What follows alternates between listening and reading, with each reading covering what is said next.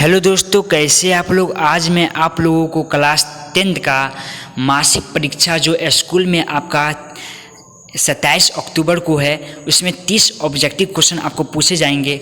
वही 30 objective question को हम आपको बताएंगे 100% गारंटी के साथ। कहते यही ऑब्जेक्टिव क्वेश्चन आपको पूछेगा दोस्तों। तो चलिए दोस्तों, इसका विषय कोड है 112। 1 घंटा का समय लेगा दोस्तों। 30 ऑब्जेक्टिव क्वेश्चन रहेगा दोस्तों।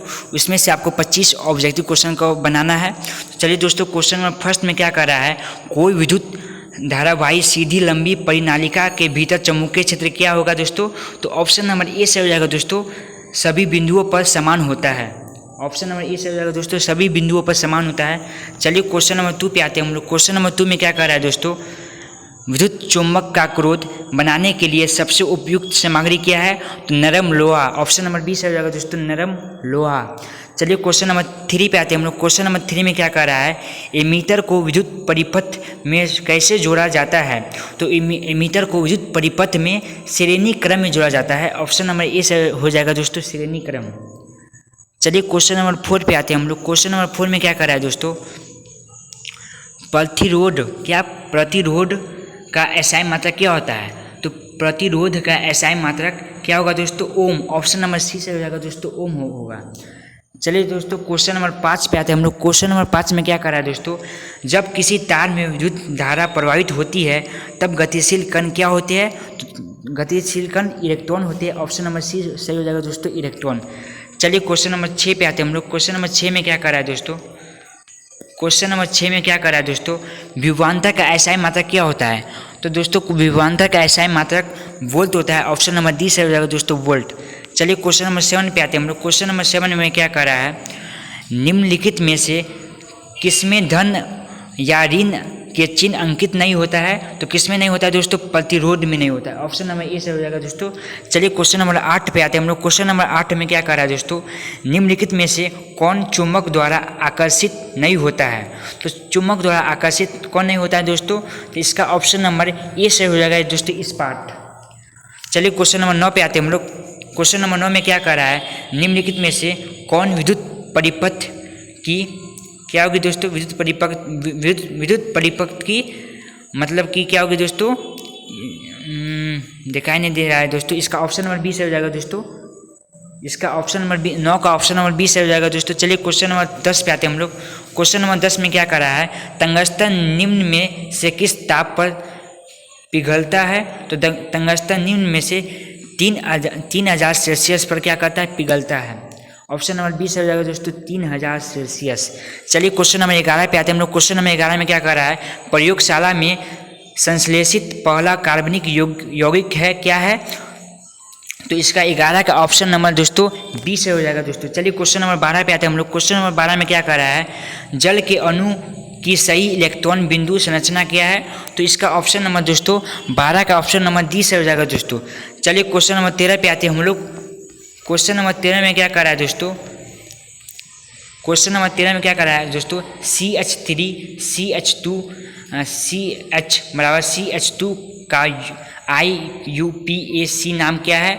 तो दोस्तों IUPAC नाम क्या होगा दोस्तों, 13 का ऑप्शन नंबर सी से हो जाएगा दोस्तों, ब्यूट। चलिए दोस्तों क्वेश्चन नंबर 14 पे आते हैं हम लोग। क्वेश्चन नंबर 14 में क्या कर रहा है, इथाइन का संरचना सूत्र क्या है। तो इसका ऑप्शन नंबर दोस्तों कौन सा सही हो जाएगा, 14 का ऑप्शन नंबर दोस्तों ए सही हो जाएगा दोस्तों। चलिए क्वेश्चन नंबर 15 पे आते हैं हम लोग। क्वेश्चन नंबर 15 में कौन सा सही हो जाएगा दोस्तों, इसका क्वेश्चन नंबर 15 में ऑप्शन जो है इसका ए ऑप्शन सही हो जाएगा दोस्तों, श्रृंखला समावयवी। ऑप्शन नंबर ए से हो जाएगा दोस्तों, श्रृंखला समावयवी। चलिए दोस्तों क्वेश्चन नंबर 16 पे आते हैं हम लोग। क्वेश्चन नंबर 16 में क्या कर रहा है दोस्तों, क्वेश्चन नंबर 16 में क्या कर रहा है दोस्तों, निम्न में से कौन सी गैस धातु वेल्डिंग में प्रयुक्त होता है। तो कौन सी गैस होता है दोस्तों, 16 का ऑप्शन नंबर क्या होगा दोस्तों, 16 का ऑप्शन नंबर डी से हो जाएगा दोस्तों। 16 का ऑप्शन नंबर डी से हो जाएगा दोस्तों। चलिए क्वेश्चन नंबर 17 पे आते हैं हम लोग।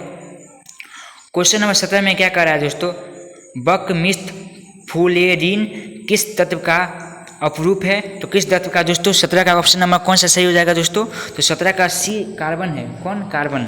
चलिए क्वेश्चन नंबर 18 पे आते हैं हम लोग। क्वेश्चन नंबर 18 में क्या कर रहा है, पेटेन में सहसंयोजक बॉन्डों की संख्या कितनी होती है? तो कितनी होती है दोस्तों? 18 का ऑप्शन नंबर सी से हो जाएगा दोस्तों 16। 18 का ऑप्शन नंबर सी से हो जाएगा दोस्तों 16। चलिए क्वेश्चन नंबर 19 पे आते हैं। पेंसिल लीड मुख्य रूप से बनाई जाती है ग्रेफाइट से। ऑप्शन नंबर डी से हो जाएगा दोस्तों ग्रेफाइट। चलिए क्वेश्चन नंबर 20 पे आते हैं हम लोग। निम्नलिखित में कौन सा हाइड्रोकार्बन कमरे के ताप पर ठोस होता है? तो इसका ऑप्शन नंबर 20 का ऑप्शन नंबर दोस्तों 20 से हो जाएगा दोस्तों C20H42। चलिए दोस्तों क्वेश्चन नंबर 21 पे आते हैं हम लोग। क्वेश्चन नंबर 21 में क्या कर रहा है? निम्नलिखित में कौन उत्पादक है? तो उत्पादक कौन है दोस्तों? तो निम्नलिखित में से उत्पादक 21 का ऑप्शन नंबर दोस्तों सी से हो जाएगा घास। चलिए दोस्तों क्वेश्चन नंबर 22 पे आते हैं हम लोग। क्वेश्चन नंबर 22 में क्या कर रहा है?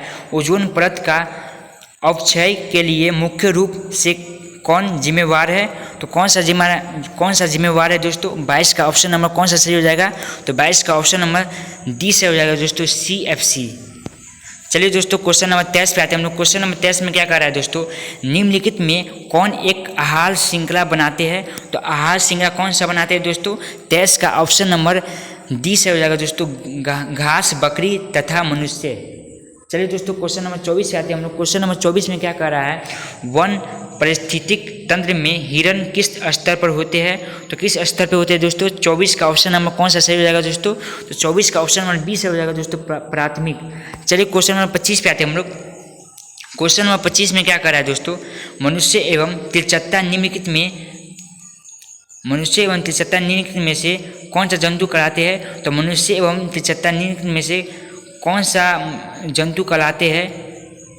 शाकाहारी कहलाते हैं या मृतजीवी कहलाते हैं या सर्वाहारी कहलाते हैं या मांसाहारी? तो इसका ऑप्शन नंबर सी हो जाएगा सही दोस्तों सर्वाहारी। चलिए दोस्तों क्वेश्चन नंबर 26 पे आते हैं हम लोग। क्वेश्चन नंबर 26 में क्या कर रहा है?